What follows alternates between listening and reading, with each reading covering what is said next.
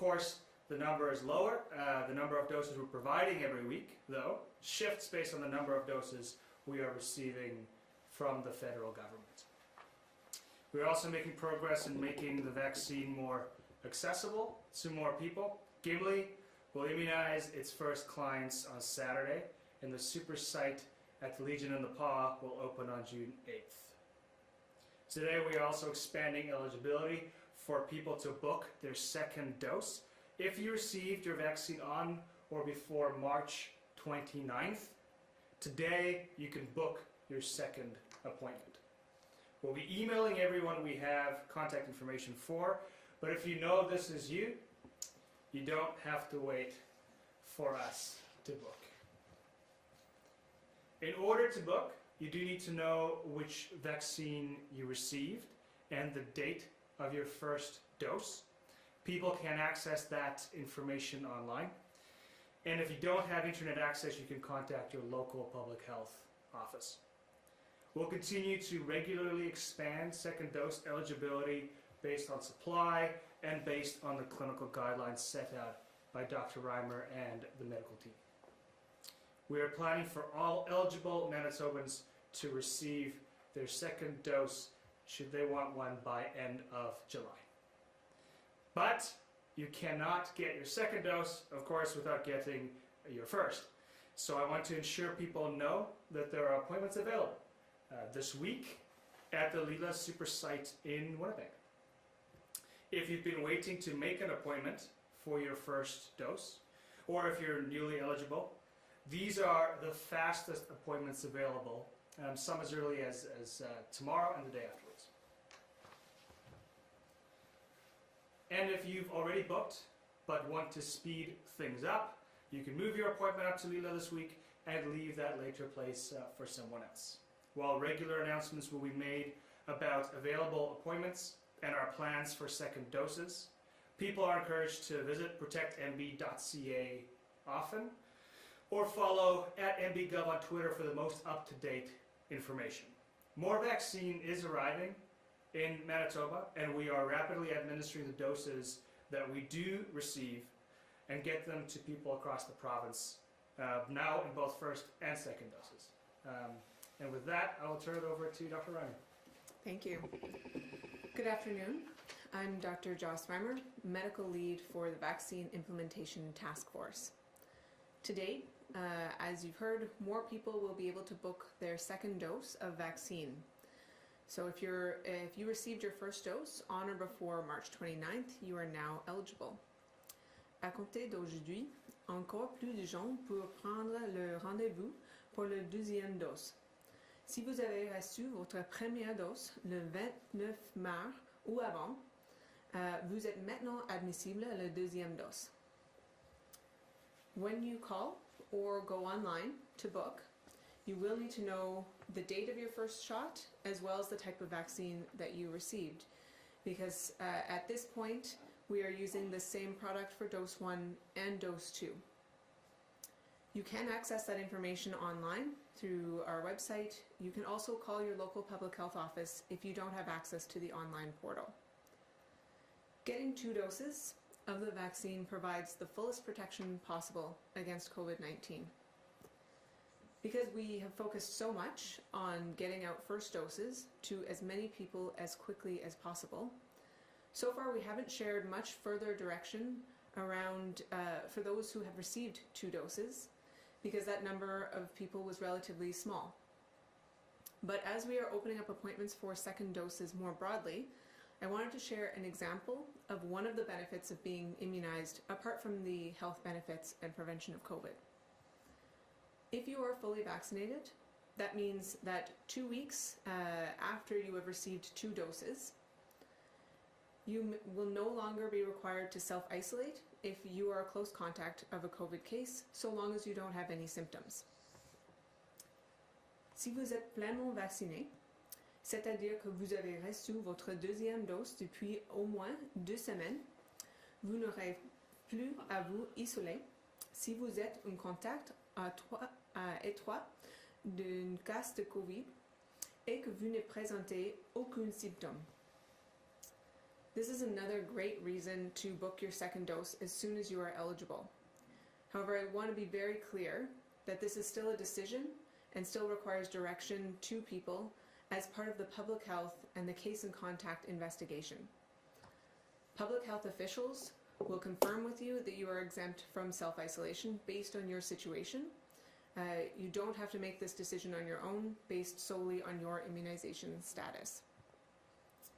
I also want to thank Manitoba's young people and their parents for stepping up when it was their turn. Less than 2 weeks ago, on May 14th, we announced eligibility was expanding to include youth aged 12 to 17. Since then, about 45,000 appointments have been made for this age group. We look forward to seeing you at your vaccine appointments in the days and weeks ahead. Before we go to questions, I wanted to talk a little bit about some questions that I continue to hear from people and that we're seeing online. We are still waiting for the findings of a study about exchanging products for dose 2. This applies most urgently to people who received AstraZeneca. Right now, the advice from the National Advisory Committee on Immunization is clear that to the extent possible, we should use the same product for dose 1 and dose 2. However, we are looking to receive some information from a UK study, and ideally this week, that will help us know whether or not we can shift our policy going forward. We are going to monitor this very closely, and we're working directly with the National Advisory Committee on Immunization to make sure we are providing Manitobans with the best option for protecting them. For AstraZeneca specifically, we recommend the 12-week interval between doses, not because of any issues around supply, but because the trials showed that the efficacy, that is the ability to protect people, was much better when the second dose was given more than 12 weeks after the first dose. However, I know that there is a lot of talk about the increased protection offered by a second dose compared to one dose alone. So if you are someone who has received AstraZeneca and you're concerned about the recommended time frame in between doses because you believe that you are at greater risk from COVID, I want you to know that there is a process for you to get your second shot sooner. A physician or pharmacist can conduct a clinical assessment and prioritize you sooner than 12 weeks. So if you are in that situation and you feel you're at greater risk due to a health condition or a greater risk of exposure to COVID, this may be an option for you. I want to reinforce the fact that every vaccine available in Manitoba is safe and effective, and that for those people who chose to get AstraZeneca early on, that they made the right decision. You protected yourself, you protected your families. You may have been exposed to COVID over the last few months, and because you received that vaccine, you prevented an infection. You may have prevented someone from ending up in the hospital. You may have decreased the number of cases that contributed to wave 3. So I want people to feel confident in the choice that they made for AstraZeneca, even as we stick for now with the previous policy of offering the same product for dose 1 and dose 2. As Johannu mentioned, we have appointments available at Lila this week, and we want those vaccines to be in arms, protecting people, protecting our communities. I know that it's been challenging to keep up to date on what's been happening with AstraZeneca, and I hope that we are answering Manitobans' questions about this vaccine and about all vaccines as quickly and as clearly as we can. I know there's been concerns about how quickly the vaccines were developed, and there may be concerns about one product compared to another.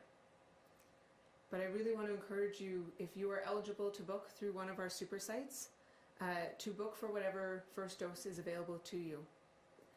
Moderna, for example, has been working in mRNA technologies since 2012, developing many different therapeutics and vaccines over the past decade.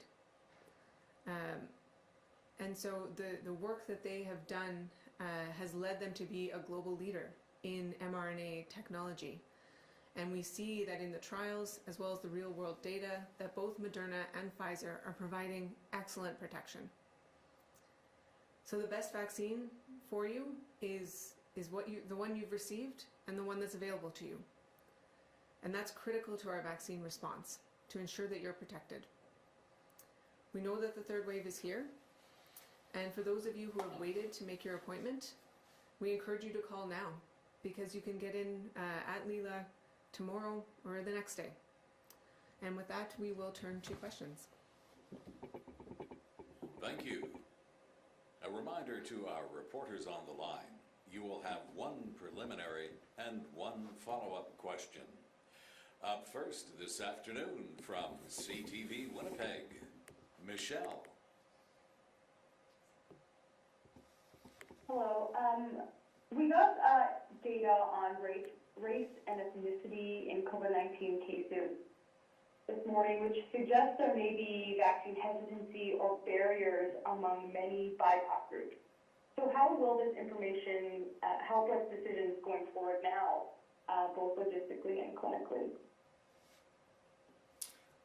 I can take the logistics piece and then pivot to Dr. Reimer. So, yeah, when we first moved to our velocity approach, which is sort of our technical word for getting doses in arms as quickly as possible, that's the clinical direction we got many weeks ago, and we really started pivoting hard to using our bigger pipes, our super sites, so to speak.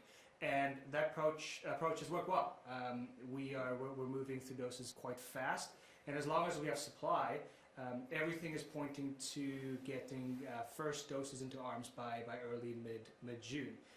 However, the information that we're getting from clinical experts like the ones provided this morning, and that might come from Dr. Reimer and the medical team, might suggest that beyond that 70% uptake, we need to use different delivery models, ones that look different than super sites. That reach deeper into communities, that are delivered more by community partners, that are put together in a different way, so we could reach those who may not be vaccine hesitant per se, but need the vaccine delivered in their communities by trusted voices. So we've got plans in place to pivot in that direction, or start emphasizing that a bit more, using many of the lessons that we've learned through our urban indigenous clinics. Working with community partners, both in terms of communicating with the community, but also in terms of actually operationalizing a clinic. So those plans are in place. We're waiting for when that right pivot moment comes, when we start emphasizing those kind of accessibility, smaller pipes a bit more, and move a bit more away from the super sites. It's always been that balance, but we're preparing for that on the logistics and planning side. But over to you, Dr. Reimer, on the clinical aspect. Yeah, the data that Dr. Anderson presented earlier this morning is critical to the clinical guidance. We've seen excellent uptake throughout Manitoba as far as numbers go, but that uptake has not been consistent in every community, in every location. And so now is the time that we have to very seriously think about who is not being well served by our existing structures. We want to make sure that everybody has equal access to the vaccine, and for many people that means we need to put more effort into bringing it to them, both as far as geography, but even more importantly than geography, by bringing it to them in spaces that they're comfortable with, and with people that they trust. So this work has already been going on. We've been doing consultation with many of the newcomer groups. We have some of the medical officers of health, particularly in the Winnipeg Regional Health Authority, that are meeting with those groups, both to present information to them, to give them the tools and information that they need to reach the communities, but also to get information back from them about how those communities can be best served by us. So some of the examples around where supersite may not be the best option for some people is where there may be a language barrier. One of the things we did with the call center is ensure that there was on the phone interpretation available both for booking and on site. But that still, that helps and certainly reduces that barrier substantially, but doesn't completely eliminate it, and doesn't get rid of the intimidating atmosphere of booking an appointment or coming to a super site. And so if we can find ways to tailor our approaches to those communities, we may see that the accessibility plays as big of a role as any hesitancy might in those communities.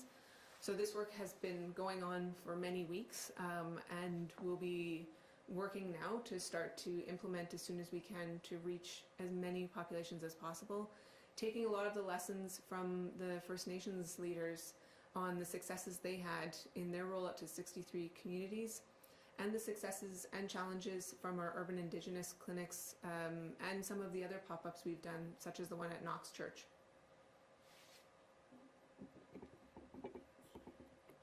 Great, thank you. I'm wondering, why are there so many appointments at the Leela Super Site? Do you know? So from a booking and logistics perspective, I won't speculate on any hesitancy at this point. What is new this week is this is the first time we're using Leela getting close to its full capacity, although we don't have enough supply to really leverage it entirely. But every single Moderna shipment that had arrived before this week, a good amount of that we allocated to our First Nation partners, and then we used the rest mostly through pop-ups, but focused immunization teams too. The pop-ups highly successful. That mRNA gobbled up through them. This was a week where the full amount of Moderna that we got, we were able to send through Leela. So, operationally, what might be new is we suddenly have this large pipe in that part of the city. There's thousands of appointments left there because of how big the pipe is, and we're hoping that they'll be gobbled up fast. We're watching to see, and I don't know if there's anything that can be said at this point in terms of any HESI accessibility issues, except that it is a large super site. So down the line, we will look, as Dr. Reimer just said, at different ways of delivering if the super site model reaches sort of its plateau. But yeah, I think it's available. That site is there. It's large. There's lots of appointments left. I would encourage everyone to book. It's ready. It's ready for folks. I don't know if clinically there's anything else you'd like to add. No, I think it's very early for us to know whether or not there's something specific to Moderna. Certainly, if there is any hesitancy towards Moderna, I think our clinical team finds that very confusing, and because we've looked at the data and seen how equivalent the data is between Pfizer and Moderna in basically every trial that has been run, they perform almost identically. Which is why we've been so thankful to have both of these options that we can use in Manitoba. Moderna has been using mRNA technology for over a decade in therapeutics as part of cancer treatments, as well as in other vaccines, which is one of the things that helped them so quickly develop the COVID vaccine, was that they already had the delivery mechanism ready to go when this pandemic started. So I don't know if there is actually any hesitancy around Moderna, but if there is, I really encourage people to not feel concerned about Moderna compared to Pfizer, because these both are vaccines that provide stronger protection than we've seen with almost any other vaccine that we have. So we're very confident in both of their ability to protect Manitobans. From City News, Alex. Good afternoon. Thank you both for the time. Obviously, no confirmed shipments of Moderna for the month of June. Are you guys concerned with this uncertainty, and will this change projections? I would say yes, we are concerned with that uncertainty. I think we've been concerned with lack of confirmed shipment deliveries since the beginning of the vaccine rollout. Confirmed shipment deliveries are really what we need to base our hard plans on. We use the projections, the long-term projections, to give ourselves timelines, but it's largely our confirmed shipment deliveries that allow us to plan for focused immunization teams and book appointments.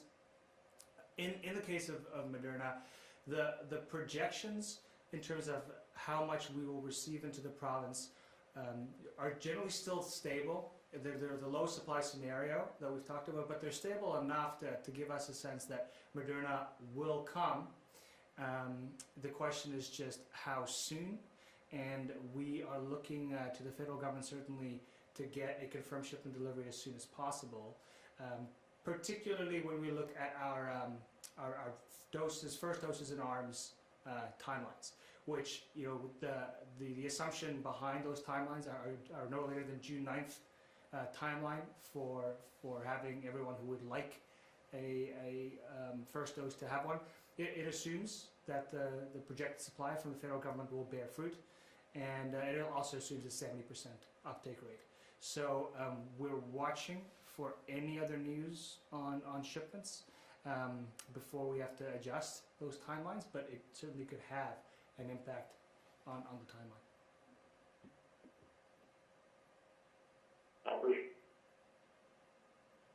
Plus have now received at least one dose, and 55% of 12 plus have received their first dose.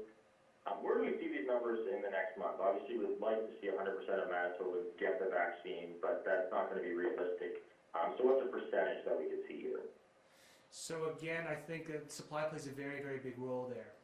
If we had our confirmed Moderna shipments this week, next week, then, you know, assuming uptake keeps up and accessibility doesn't become an issue at super sites, and there's no indication that it's happening, like that it's to the point where we won't get to 70%, but the booking is leveling off to some degree, so uptake is becoming a factor, but there's no indication that we wouldn't be able to get to 70% if we had the supply available and those confirmed shipments. So we're watching to see what happens on the supply.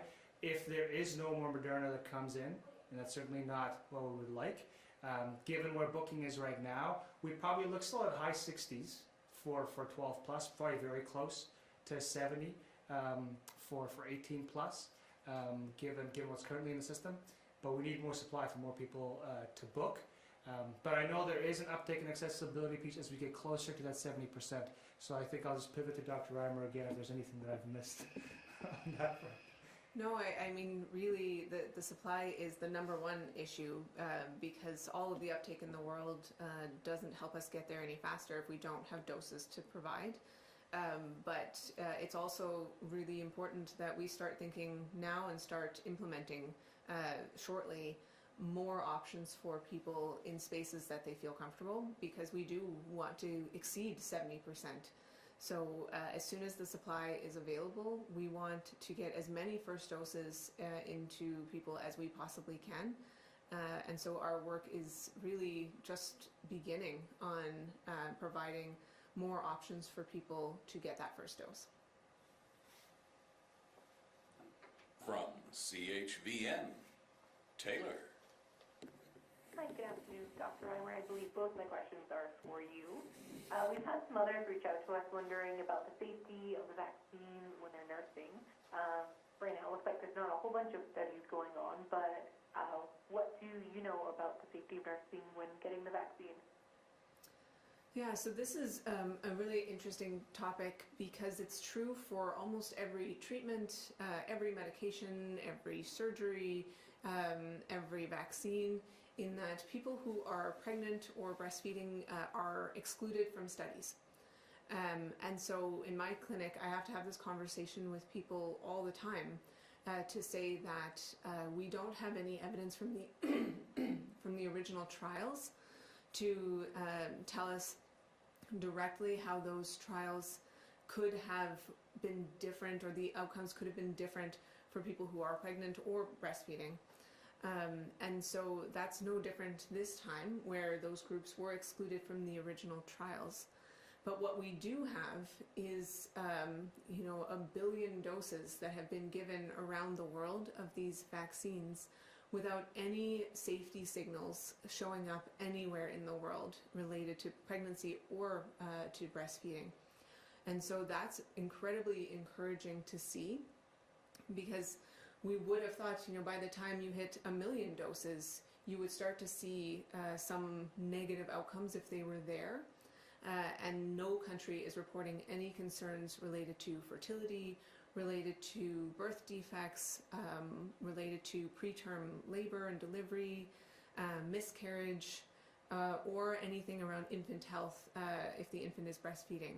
So the 1 billion doses so far have not shown any safety concerns at all for this population.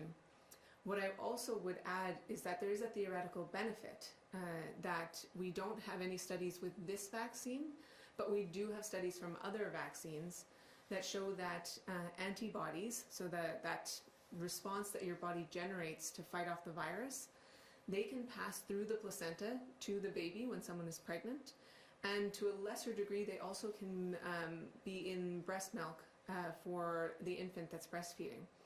And so to a larger degree related to pregnancy, the infant might be born with some ability to fight off the virus because they have those antibodies in their system already. That may also be occurring with breastfeeding, although to a lesser degree than how it passes through the placenta. So at this point, I would say we have unknown efficacy data from the trials. We have good safety data from real world, and we have theoretical benefits that we haven't yet studied. And we know people who've gotten their first or second doses of the vaccine have severe symptoms if they do get COVID.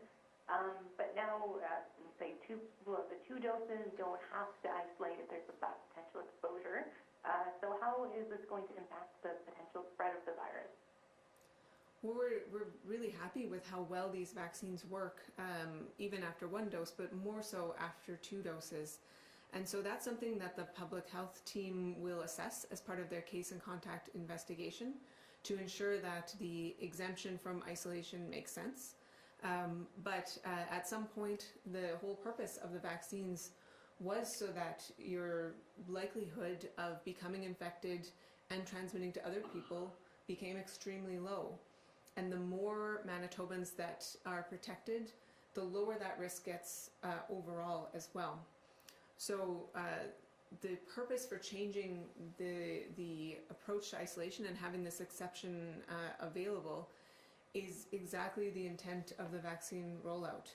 We see much less infection and much less transmission in people who were immunized, to the point that we want to be able to still monitor them, still check in, make sure they don't have symptoms, make sure that there's nothing out of the ordinary that would make us concerned, make sure that they don't have any health conditions that would make them more likely to not respond to the vaccine. But with all of those caveats in place, that this was always the intent, was that we would be able to start changing our approaches once Manitobans were vaccinated. From the Winnipeg Free Press, Danielle. Hi there, Johanna, my first question is for you. How have you prepared to transport vaccines from the United States if that becomes an option? How many trucks, freezers, and people do you have on standby to carry that out right now? So our main operations at the moment is really based around receiving shipments of vaccine into our warehouse or to supersites from the federal government. We have, I think, as you know, as Manitobans maybe know, we have a materials distribution agency that does this as its main line of business, and that can be marshaled in all sorts of ways should we have to pick up vaccine somewhere by road.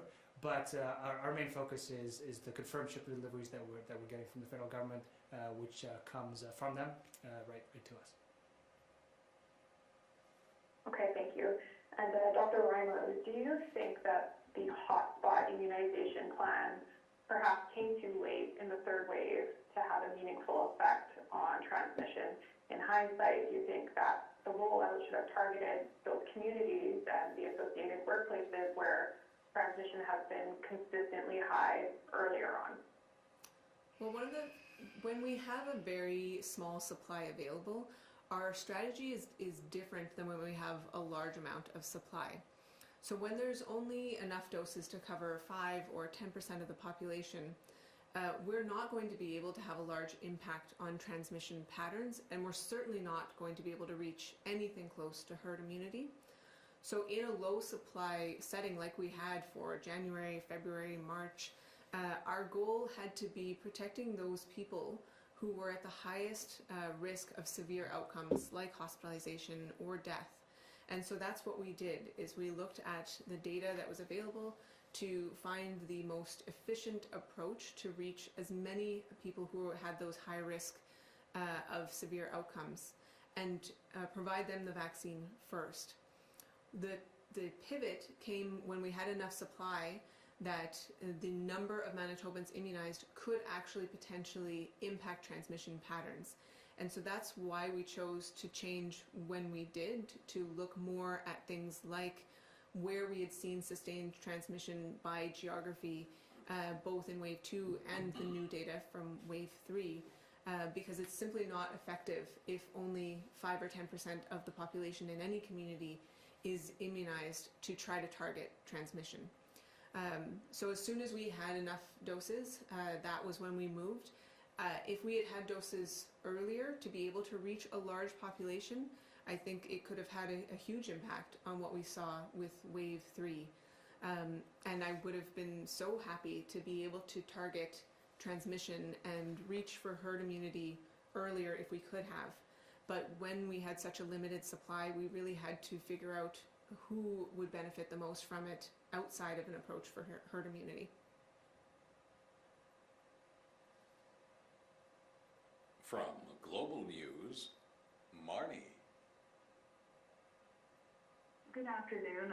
You mentioned reaching out to more vulnerable communities who may have challenges with accessibility to the vaccine, but when it comes to people who are just vaccine hesitant, not necessarily anti-vaccine, but people who maybe think they can wait or they're low risk because they have very few contacts or whatever it may be, how concerned are you about that, and what kind of message would you want to send to people who have that mindset? Well, I would say we're concerned about anyone who's not getting the vaccine for any reason. We need to have multiple approaches going on at the same time. For some people, it's an issue of accessibility, access to information, access to booking, access to the super sites. For some people, it is concerns around the vaccine, the most common one that I hear being the speed that it was developed. And so my message to people who are not experiencing barriers but have questions is that we want to provide you with all of the answers that you need to feel confident in this vaccine. The speed that these vaccines were developed was really a product of all the previous scientific work that has gone into mRNA technologies over the last more than a decade. Combined with the fact that the whole world started working together at the same time on the same goal. And so it really showed what we can do as a global scientific community when we come together to try to address the same issue at the same time. So the concerns that people have, I want them to bring those forward and talk to your physician, your family physician. Go to our website at protectmb.ca. Reach out to us, reach out to other trusted health experts who can provide some of that information and background to you. And as the task force, we need to be working as well at reaching individuals, at reaching different communities, and trying to address whatever their concerns may be, in addition to addressing barriers. And that means working with local leadership, because we know for all of us that we are more impacted by what our friends and our family and our local leaders do than we are by somebody in the government giving us information. And that's just normal human response. And so we want to work with those local leaders to give them everything that they need to reach out to their communities and help protect them and prevent anyone else from ending up in the hospital or the ICU. All right, thank you for that.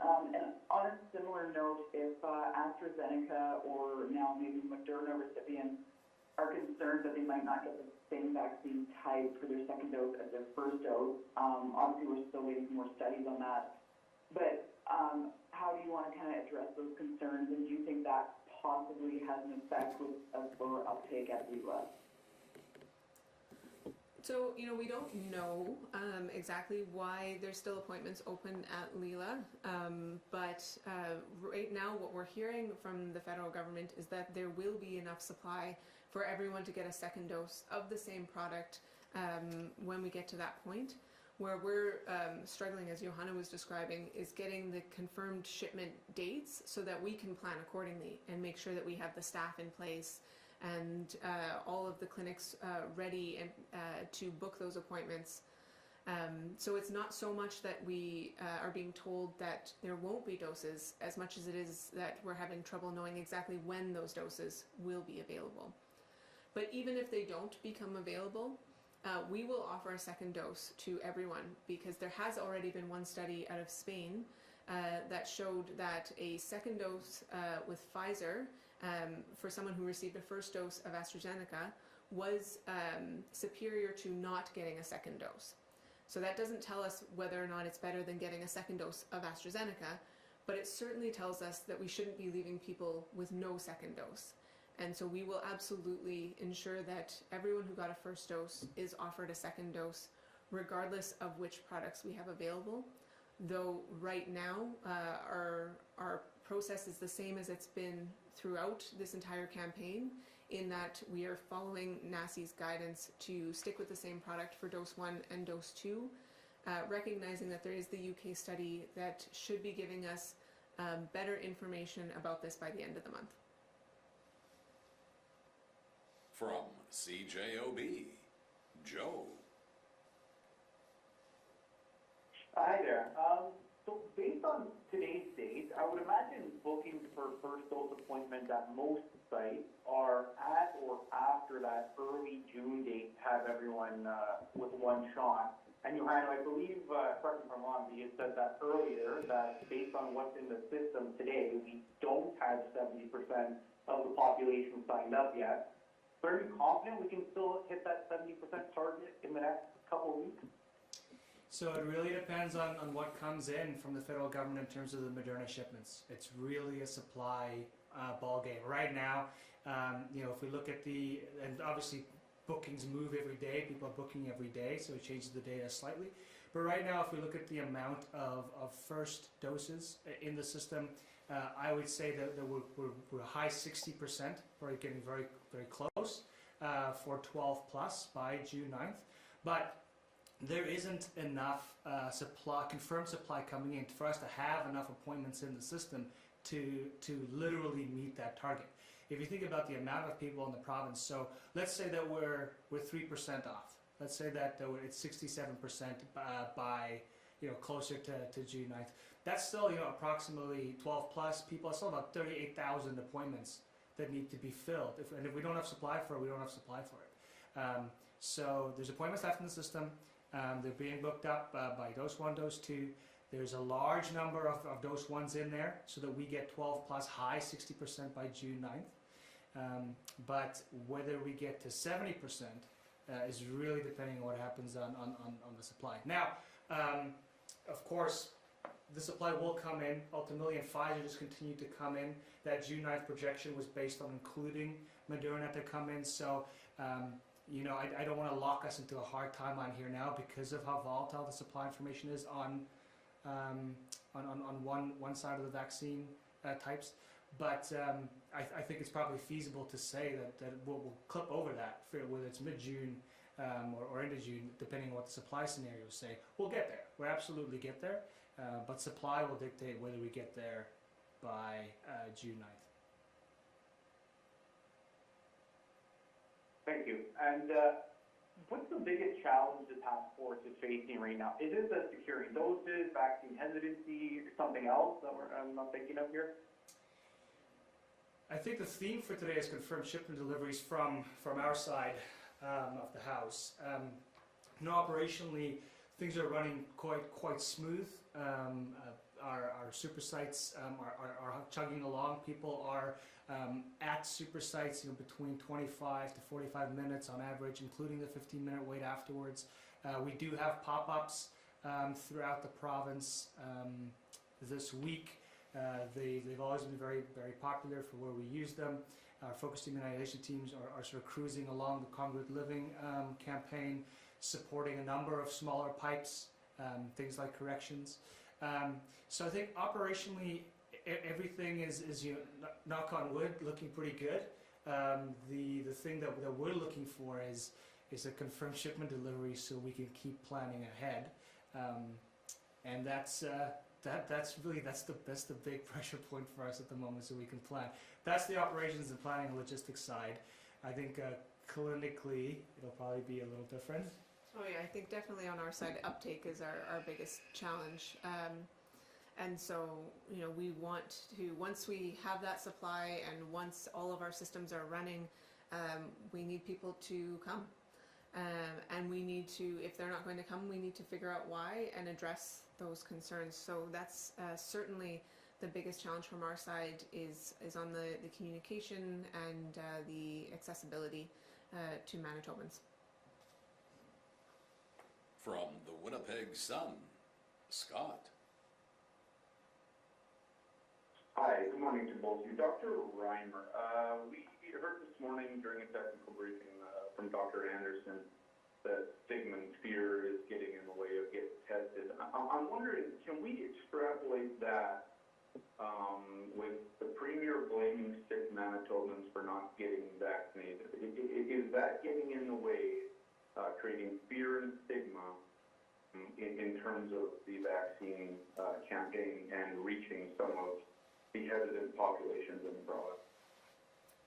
I think there are a lot of things that contribute to whether or not people choose to get vaccinated. You know, the stigma around the issues with testing probably don't translate directly to vaccine uptake because we don't have the same sort of enforcement or stigma around receiving a vaccine as we would relate it to an infection of COVID. So what we're seeing more, and we have a lot more learning to do and connecting with communities to make sure we understand. But what we're seeing so far is not so much a fear of stigma or enforcement, but more questions around the vaccine, around how it was developed, around whether or not the government is trustworthy to provide care to different communities, as well as just simply all of the challenges that people face in getting to an appointment. So our focus right now is to start already addressing where we have learned things and providing services and information based on what we've heard so far, but to continue to reach out and learn and adjust based on the ongoing conversations we have with different communities. Thanks for that. I guess I'll ask it a different way.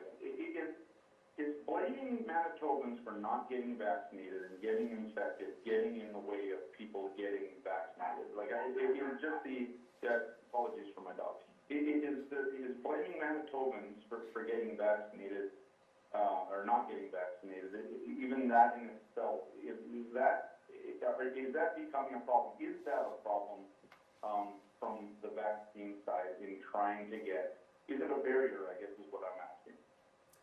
You know, we have many decades of research around vaccine hesitancy, and what we've definitely seen is that the most important thing that we need to do is demonstrate that we have empathy, because nobody is choosing to not be vaccinated because they want to do something that is harmful.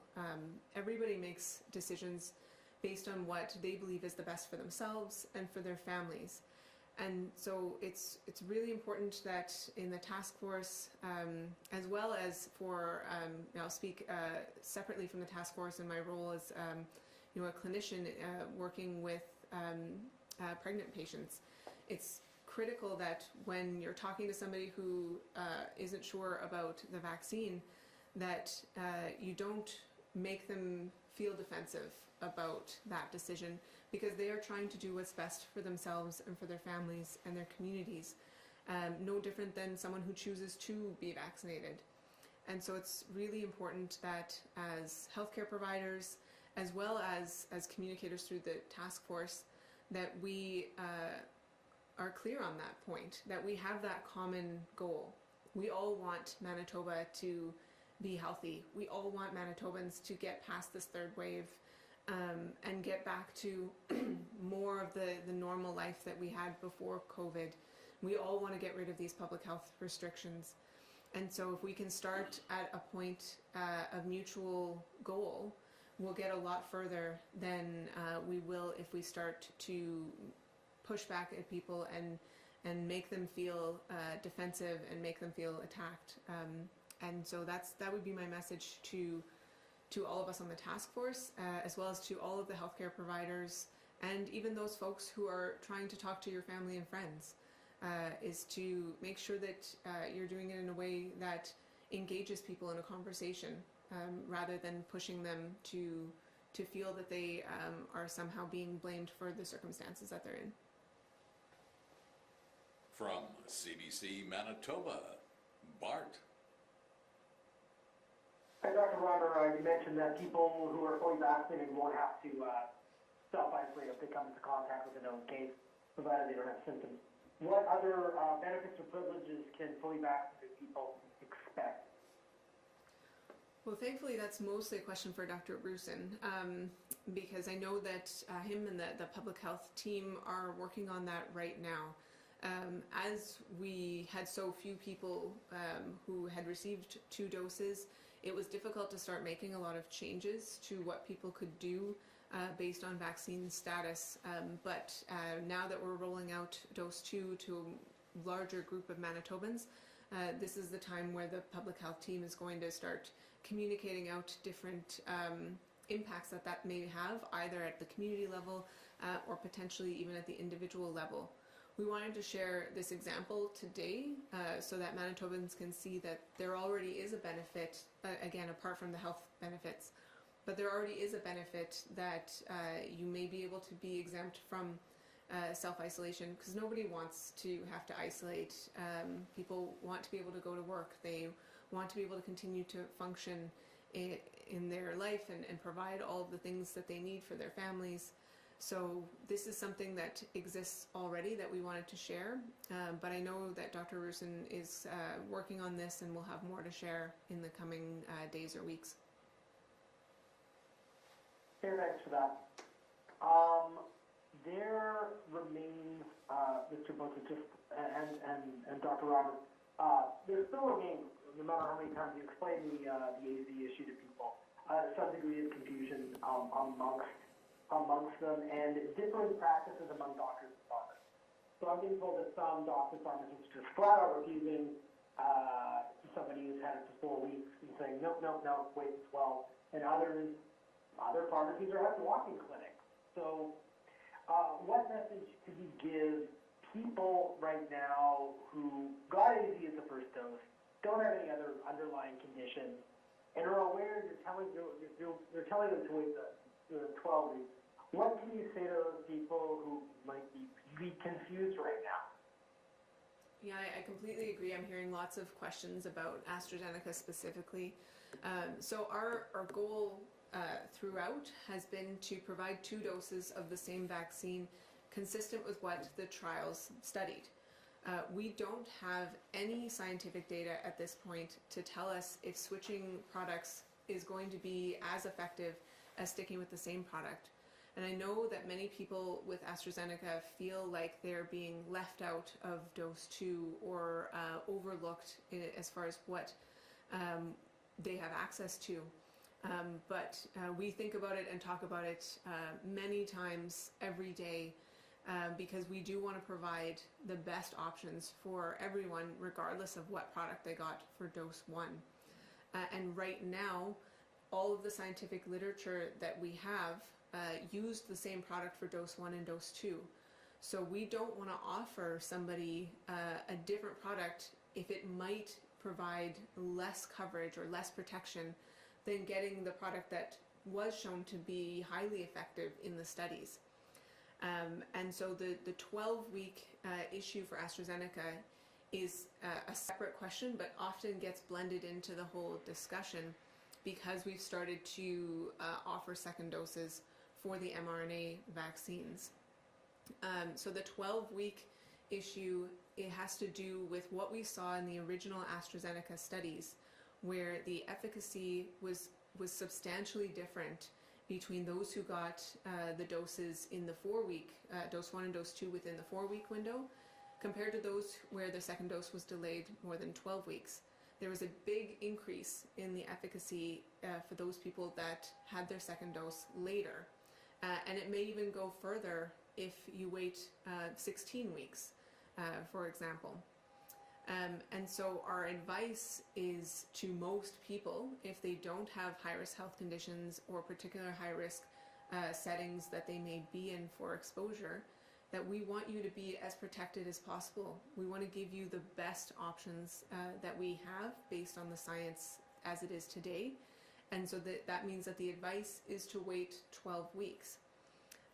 But that said, we have sent out communications to all of the pharmacies and the physicians that are participating in our program, letting them know that they can have that discussion with a patient. And if, after understanding that it could be less effective if given earlier, as well as the fact that we're still waiting on this UK study, and so things could change within the next week or two. If the person still wants to go ahead, either because they have a health condition that they're specifically concerned about, or they are concerned about their exposures to COVID, or other reasons, that clinician can provide that second dose based on their case-by-case assessment. So we are trying to communicate that everyone is being treated the same regardless of what dose they received, but the decision making is happening in different locations, where we in the task force are making decisions about when dose 2 is being given for the mRNAs. The individual physicians and pharmacists are making the decisions about when the second dose is being given for AstraZeneca. But my promise to Manitobans is that as soon as this UK data comes out, if we see that using an mRNA vaccine for dose 2 after AstraZeneca is equivalent or better, we will offer you a dose 2. But I do not want to offer you something if I don't know if it works. Our final reporter this afternoon from the Canadian Press, Steve. Oh, hi there. I'm just wondering, now that we're a few weeks into many different age groups being eligible for a first dose, what do the stats on take-up so far tell you about whether we are going to hit or exceed that 70% take-up in the total population? For dose 2 or for dose 1? For dose 1, and then presuming that most people who would take you up on dose 1 would continue into dose 2. But in terms of achieving that, getting towards that 70% goal and achieving some sort of herd immunity, what does the take-up so far tell you about whether we'll get there? Thanks, Steve. So in terms of herd immunity and the epidemiology of that, I will pivot to Dr. Reimer. But in terms of what we're seeing for booking, as I mentioned before, we have enough dose 1s in the system, 12 plus, to be at the high 60% by June 9th. We need more supply to hit the full 70 by June 9th. But then at some point afterwards, we'll hit that 70%. That's total. It's 12 plus total in terms of the uptake by each age group and the epidemiological implications of that 70%. That's over to the clinical side. Yeah, so I would say we will not hit like the hard and fast definition of herd immunity at 70% of 12 plus. We've seen, particularly with the variants that we have now, that having the 70% of people over 12 immunized will not be enough to completely stop the transmission of this virus. What we don't know at this point is how high that number needs to get before we hit the definition, like the epidemiologic definition of herd immunity. However, what we have definitely seen is that even if we don't hit that official textbook definition, there is still very clear benefit in the transmission patterns as we're getting above 50%, above 60% coverage. We, as much as wave 3 has been devastating, and it's one of my jobs is to review all of the deaths in folks who are under 60, and reading their charts is heartbreaking. We have prevented many deaths already because of the vaccine campaign. the number of deaths in people over 70 in wave 3 compared to wave 2 is so much better. And this wave would have been much, much larger without this vaccine campaign.